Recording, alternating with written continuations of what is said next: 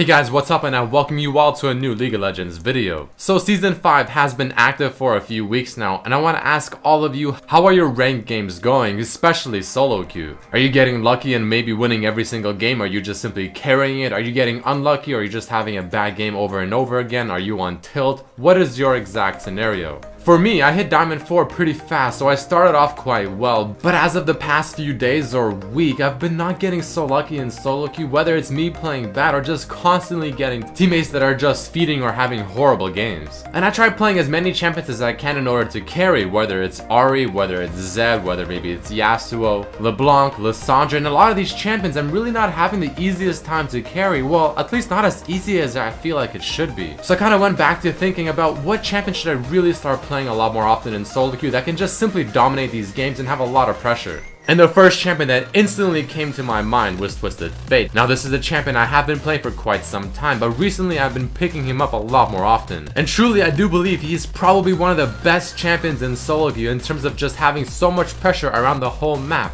and just offering so much for his team. So I really wanted to make this video talking more in depth about Twisted Fate, giving you my positives, my negatives, runes, masteries, and even the recommended item build. This is a champion I highly recommend picking up if you want to start having more impact on your games from the mid lane. On top of that, compared to someone like Ahri or Lissandra, he's almost never banned, and plus the current meta is really not that bad for him, so he overall just fits this meta and is just a strong champion for solo queue. So let's quickly touch on the positives a bit more. The first thing is his passive, giving him so much more gold when he farms, which is great because he's naturally just a solid farmer. I love how his Q does full damage to every single target hit, no matter how many targets are hit, as opposed to something like an Ezreal ultimate decreasing in damage per target hit. This makes wave clearing and just overall teamfights quite ideal. Speaking of him being a great farmer, one way I sort of decide whether or not I'm behind is if I can use my red card on the melee minion wave coming at me, and then I throw my Q and it clears the whole wave including the casters. I'm either ahead or at least on par of where I should be. Like I said, his ultimate probably one of the main reasons why I love TF, because he can instantly teleport almost anywhere on the map, counter a gank from the enemy jungler, assist in a fight to make a 1v1 into a 2v1 or a 2v2 into a 3v2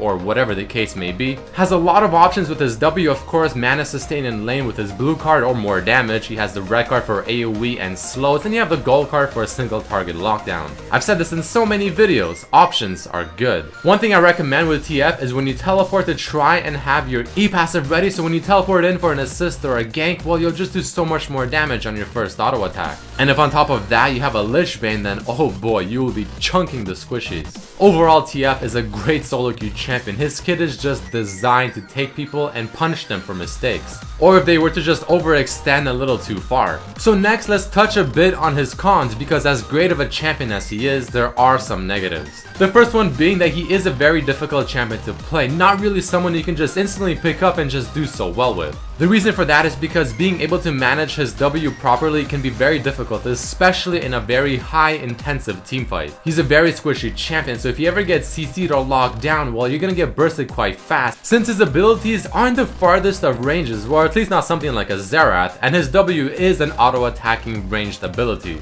Also, his laning phase not the very best, and the first 6 levels against someone like an Ahri or maybe a Zed can be very difficult. He does only have 2 active spells for damage, his Q and his W. The rest is the ultimate, obviously not dealing damage, and his E only every 4 auto attacks, so you have to be able to utilize this properly. And finally, his passive, and as great and amazing as it is, and I absolutely love it, eventually it becomes quite irrelevant when you're full build. Now I'm sure most of you are curious what items you want to build on APTF. I'll give you guys 2 build paths, the first one being the one that I personally prefer, and it's going a bit for more raw damage. So the starting build, Doran's or Boots, that's the big question. Well, if you're somewhat confident in the laning phase and you don't feel like you'll lose, or you have a lot of skill shots to dodge, well, Doran's ring is the option to go. If you feel like you're facing someone that you'll have to keep dodging side to side and you might need a bit more sustain, maybe like a Xerath or something of the sort, well, Boots are probably the better option. Regardless, the Rabadons into Lich Bane are the first 2 core items you want to get. Following that, upgrade your Boots, get the Zhonya's, the Void Staff, and finish it off with a Morellonomicon for the 20% CDR. And as a very final thing, at the very end of the build, you can sell the Sork Boots for Lucidity Boots to get the 40%.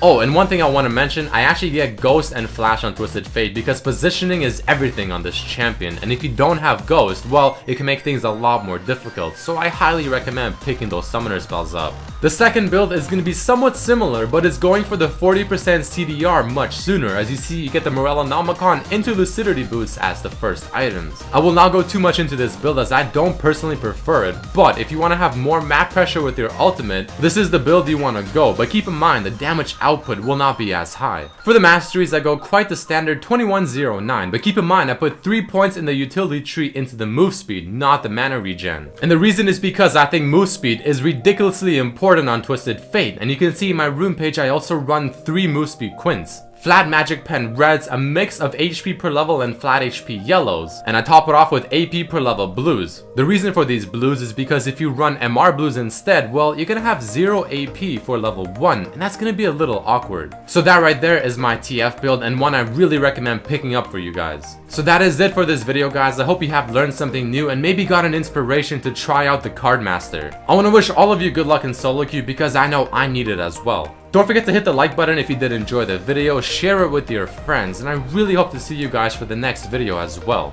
Peace!